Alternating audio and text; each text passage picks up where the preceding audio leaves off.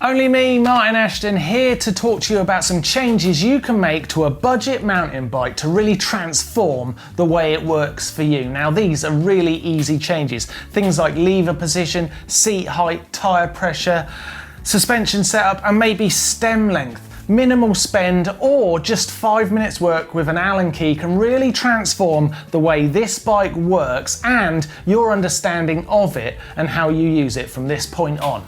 Let's take a look.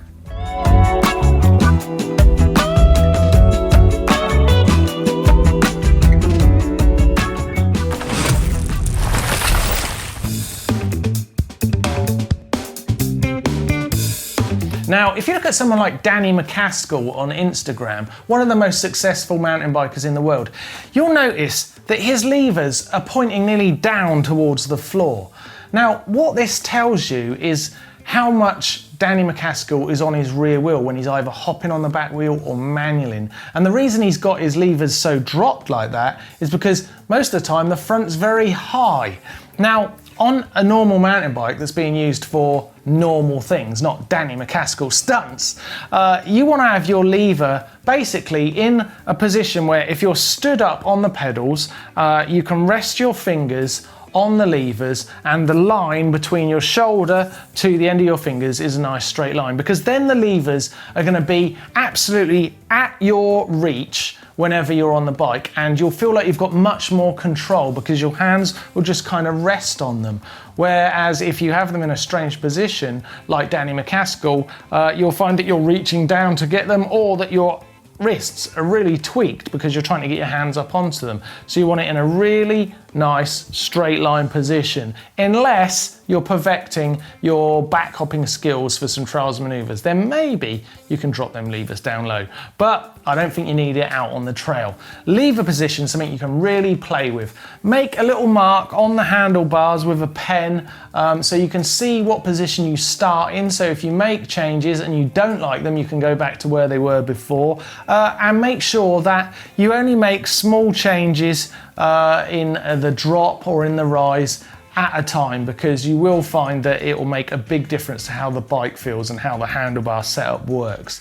So play with it, enjoy it. It's usually just an Allen key just under the handlebar there. Just loosen it off and then that will move around nice and freely, and you can make some changes. Lever position is something you can really play with and make your own, just like Danny McCaskill has.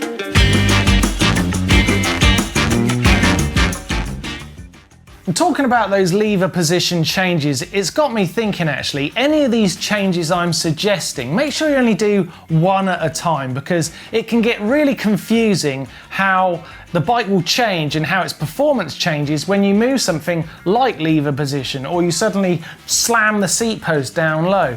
These changes will make the bike feel different.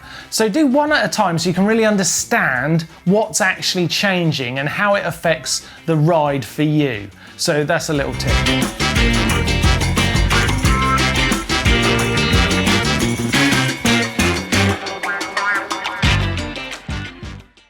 Right, next thing I want you to have a think about is tyre pressure. Now, one thing you've got to remember about tyre pressure is that it's the grip, it's the contact point with the ground. So a low tyre pressure is going to increase the contact point on the floor because the tyre spreads out to a bigger footprint, front and back. Now, tyre pressure is something that you want to have as a preference to you. You want to find like a base setting that really helps you understand when you get to new trails where to adjust from. Now, to find that base setting that works for you, because it will change with your weight and your riding style compared to say mine or Neil's or Blake's, start at something like 25 psi in the front and the back on a trail that you really know, and take it for a roll down that trail a few times and understand how the grip feels there. Then try dropping a little bit of pressure out of the front, going down to 24 or even 23, and seeing how much more grip you've got with the front wheel, but also how it reacts when there's a lot of forces going through that tyre. Is it rolling too much and starting to feel unstable, because you don't want that.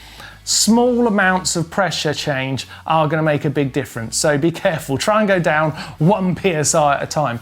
In the rear, you might find that 25's a little bit too low and you want to go up a bit so you've got a quicker rolling resistance, something that feels a bit more agile when you pedal. So take it up 26, 27, even 28, see how that feels. Obviously more pressure, you're going to have slightly more puncture resistance than you would on a lower pressure, but I wouldn't go lower than 25 to start. So find that base level that works for you. You'll be able to go to a bike park then with, say, your standard of 24 in the front, 26 in the back, and ride a trail and think, oh, I've not got the grip that I really want, and then adjust from that point. Tyre pressure is sort of a dark art, but once you start playing with it, you'll really start to understand it and enjoy it and feel confident with it, and it makes such a massive difference to how your bike performs on the trail or in certain weather conditions. Very dry weather conditions, you're going to see a very significant difference suddenly when you go to a wet trail and you need a softer tyre because you're really trying to get all that grip out of the ground. So have a play with your tyre pressures and see what difference that makes. You'll be amazed.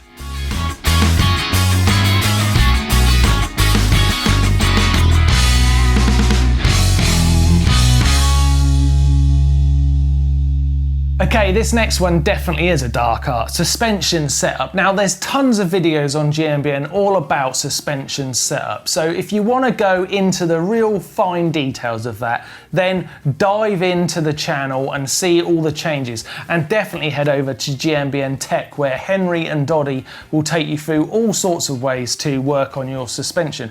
But to start with, so you can start to understand how the suspension works, take a look at the sag. Now you'll probably notice this easier on a bike with rear suspension because it'll have a sag ring on it, but you can do it on the front suspension by putting an elastic band around the actual stanchion here of the suspension. Then stand up on the pedals and just roll around gently, and you'll see how much your suspension is sitting down when you get on it.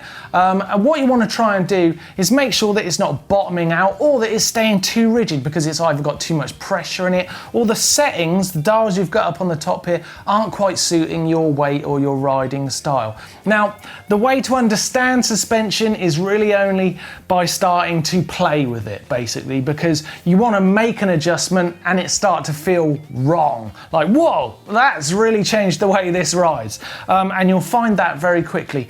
Don't be scared of these dials up on top of the fork or on the shock you've got on your rear suspension maybe.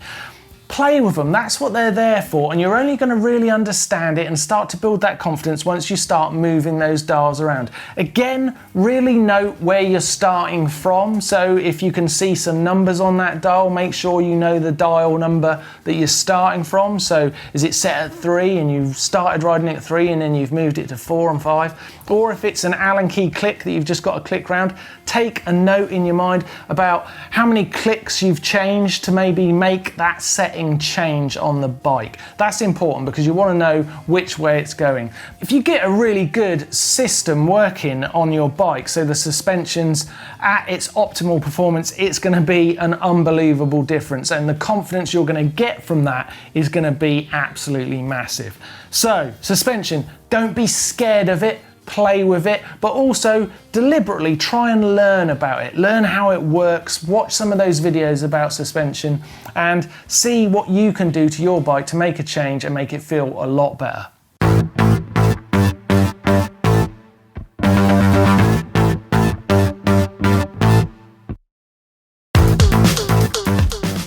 Okay, these next 2 points are very, very funny for me because thinking about your stem length and position and your seat height and position was something I used to be amazed at watching the cross-country riders back when I was a professional rider on Volvo Cannondale, how much time they'd spend getting this right, dialing it in, because it made such a massive difference to their efficiency on the bike, especially seat position. Now, the thing with seat height is you want to make sure that you've got the seat in a place where you can really get up on the tip of that seat when you're sat down climbing in that light gear and get lots of grip, pushing back through, your bum about there, pushing back through onto the grip of the rear wheel so you can climb like an absolute beast.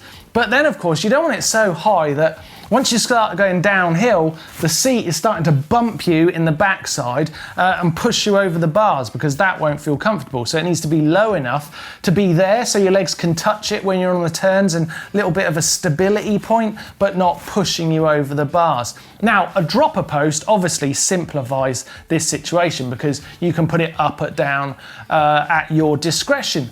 But of course, on a budget mountain bike, you've probably not got a dropper post. So you've really got to find that sweet spot. Again, it comes from experimentation, but start by thinking about getting that power down through the pedals when you're sat on that tip of that seat on a nice climb, because you want that efficiency. That's what those cross-country riders on that pro team I used to watch always worked on, trying to get the efficiency through the pedals.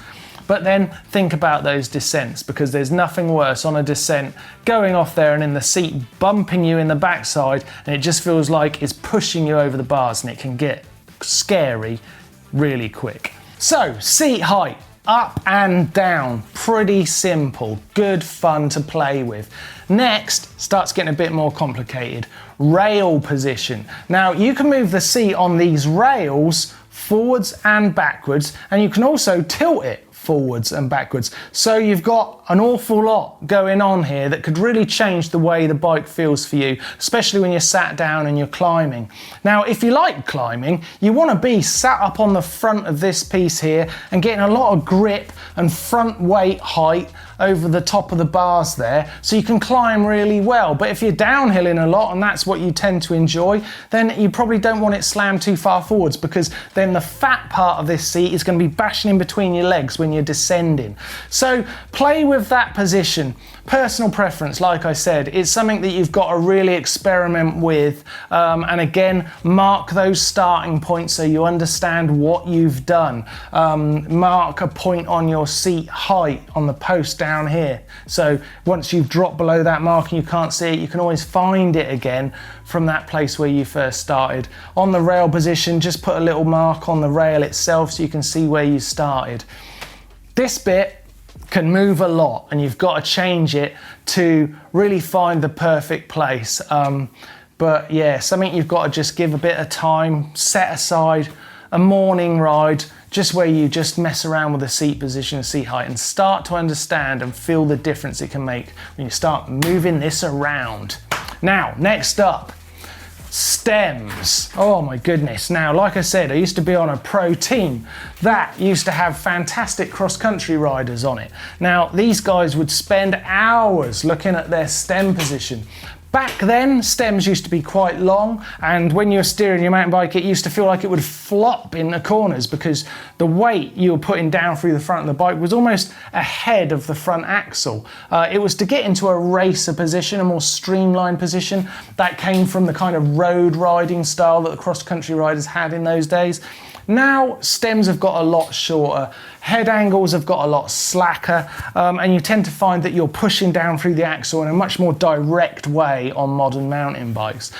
So stem length is something that you probably won't need to change, but you could change. You could have a longer stem or a shorter one, and it would make a big difference to how the bike performs. It can also make a difference if you change the stem angle, the actual height of the bars. So if you feel like you're much too reach forward, maybe you want a slightly steeper head angle to bring you back up, so you've got a slightly more upright back riding position that feels a bit more comfortable. That part of the bike, the stem, can make a massive difference. Again, it's like the seat, it can start changing in angles and it can start changing in distance. So there's a lot going on. Think about the stem as something that's maybe an additional change you could make down the line, a slightly longer one. You're gonna have to spend a little bit of money, but stems can be very cheap. It's a very interesting part of the bike, the stem. It makes a big difference. You'll be amazed just by changing just the stem angle, how much difference it makes to the bike. So enjoy that when you start playing with it.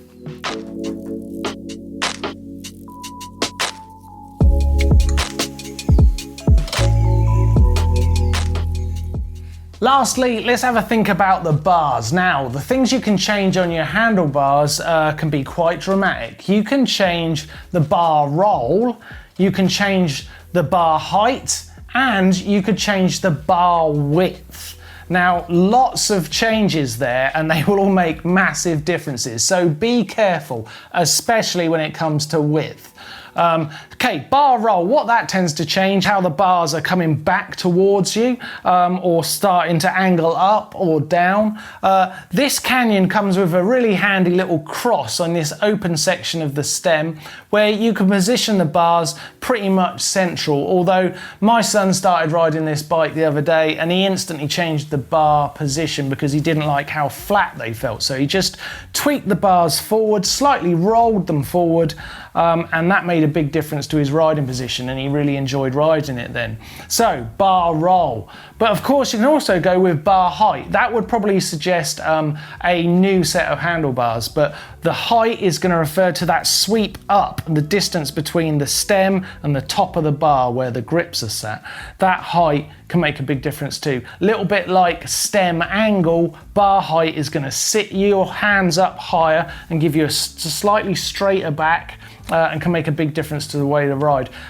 Look at someone like, again, Danny McCaskill or another street trials rider. They'll have a very high handlebar because they're up on their back wheels. They want that nice high front end. Whereas lots of cross-country racers have got very low flat bars because they've got their weight over the front for when they're climbing and they're absolutely howling down fire roads, and that suits that better. So that's how you want to think about bar height. Now, lastly, bar width.